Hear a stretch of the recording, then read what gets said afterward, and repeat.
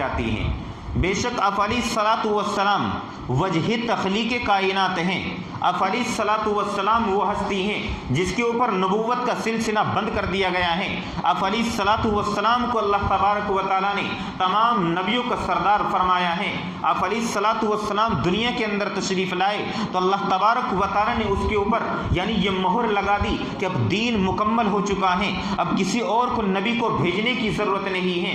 محمد عربی صلی اللہ علیہ وسلم کے اوپر الیوم اکملت لکم دینکم واتممت علیکم نعمتی ورضیت لکم الاسلام دینا، کہ ہاں میں نے مذہب اسلام کو مکمل کر دیا ہے، یعنی مہر مار دی گئی ہے۔ کہاں پر؟ آپ علیہ الصلاۃ والسلام کی ہستی کے اوپر، اور یہ کہہ دیا گیا کہ میں نے تیرے ہی اوپر دین کو مکمل کر دیا ہے، اب میں کسی نبی کو نہیں بھیجوں گا، اب میرے بعد کوئی نبی نہیں آئے گا۔ انا خاتم النبیین لا نبی بعدی، کہ میں آخری نبی ہوں، میرے بعد کوئی نبی آنے والا نہیں ہے۔ اللہ تبارک و تعالی نے قرآن مقدس کے اندر فرما دیا ما کان محمد ابا احد من رجالکم ولکن رسول اللہ وخاتم النبیین، کہ اللہ تبارک و تعالی نے محمد عربی صلی اللہ علیہ وسلم کے اوپر نبوت کا سلسلہ بند کر دیا ہے۔ جائے کہ آپ علیہ الصلاۃ والسلام وجہ تخلیق کائنات ہیں، اس دنیا کو آپ علیہ الصلاۃ والسلام کے لیے سجایا گیا ہے۔ ساری دنیا کو جو اللہ نے وجود بخشا ہے، صرف محمد عربی صلی اللہ علیہ وسلم کو دنیا کے اندر بھیجنا مقصود تھا۔ اگر دنیا کے اندر بھیجنا آپ علیہ الصلاۃ والسلام کو مقصود نہ ہوتا تو اس دنیا کا وجود نہ ہوتا۔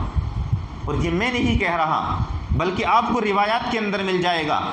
حضرت آدم علیہ الصلاۃ والسلام، قصہ مختصر کرتے ہوئے، حضرت آدم علیہ الصلاۃ والسلام کو جب جنت سے بھیج دیا گیا، دنیا کے اندر اتار دیا گیا، حضرت آدم علیہ الصلاۃ والسلام سے جو چوک ہوئی تھی اس چوک کی تلافی چاہتے تھے، اپنے سے جو غلطی ہوئی تھی اس غلطی کی تلافی چاہتے تھے، تو حضرت آدم علیہ الصلاۃ والسلام نے واسطہ دیا کہ پروردگار عالم مجھ کو محمد کے صدقے میں معاف فرما دیجیے۔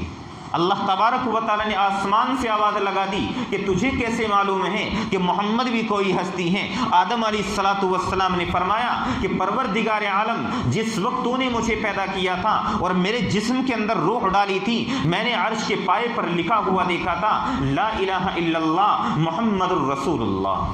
اسی وقت میں سمجھ گیا تھا کہ ہاں یقیناً محمد عربی صلی اللہ علیہ وسلم کوئی نہ کوئی ہستی ہیں جس کا نام عرش کے پائے پر بھی لکھا ہوا ہے۔ تو آپ علیہ الصلاۃ والسلام کو تو حضرت آدم علیہ الصلاۃ والسلام کو پھر کیا کہا گیا؟ حضرت آدم علیہ الصلاۃ والسلام کو یہ کہا گیا کہ اے آدم، جس کا نام تم نے پکارا ہے، جس کا نام تم نے لیا ہے، یہی تو وجہ تخلیق کائنات ہیں، اسی کے لیے تو اس دنیا کو سجایا گیا ہے۔ اگر مجھ کو محمد کو دنیا کے اندر بھیجنا مقصود نہ ہوتا تو تم کو بھی پیدا نہ فرماتا، اور دنیا کے اندر جتنے انسان آئیں گے ان کو بالکل پیدا نہ فرماتا۔ کوئی ضرورت نہیں تھی کسی انسان کو پیدا کرنے کی، کوئی ضرورت نہیں تھی مجھ کو جنت بنانے کی، کوئی ضرورت نہیں تھی مجھے کہ دنیا کے اندر اتنی ساری مخلوقات پیدا کرنے کی، صرف محمد کو بھیجنا مقصود تھا، اس وجہ سے یہ تمام چیزیں میں نے پیدا فرمائی۔ تو آپ اندازہ لگا سکتے ہیں کہ محمد عربی صلی اللہ علیہ وسلم کو اللہ تبارک و تعالی نے ہم کو ایسے ہی نہیں مرحمت فرما دیا ہے، اور ہم اس کی امت میں ہیں۔ الحمدللہ آپ کو اور ہمیں یہ شرف حاصل ہوا ہے۔ انبیاء علیہ الصلاۃ والسلام نے بھی یہ کہا ہے کہ کاش ہم بھی محمد کی امت میں ہوتے۔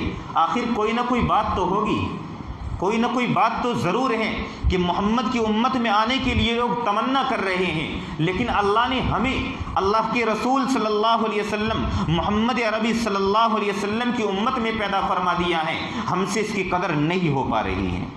یہ حقیقی بات ہے، ہم سے اس کی قدر نہیں ہو پا رہی ہے۔ ہم صرف یہ سمجھتے ہیں کہ عید میلاد النبی کے نام